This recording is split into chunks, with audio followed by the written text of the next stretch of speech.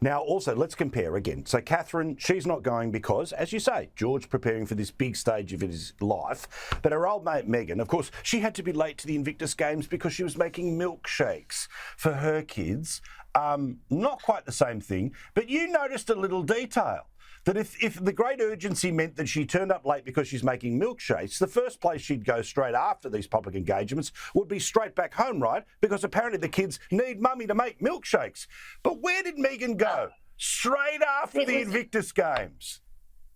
Yeah, it was ridiculous and it's incredibly annoying. And I find it very patronising that people won't see through it.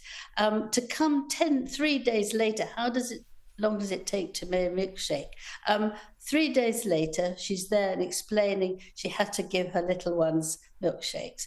That was obviously nonsense. But then at the end, to sort of skive off and go to Portugal for a secret lovey-dovey holiday is extraordinary. I mean, most parents who are away from their children for nearly 2 weeks would very much want to go back to them. They're very small, 4 and 2. But, if it's something nice that she wants to do, they've forgotten, it seems to me. And I thought that was such a lot of hypocrisy that it's really shocking. And the other thing I'd like to tell you about how she's supposed to love children so much, in 2021, she went to New York and she wanted to read her book, The Bench, which is absolutely appalling rubbish, to 7-year-olds in Harlem.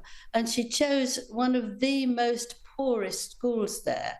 But she insisted that the teachers bought a lovely big new blue carpet and blue cushions so she could sit comfortably.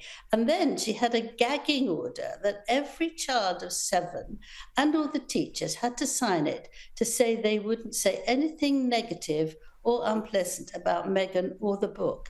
Can you believe that?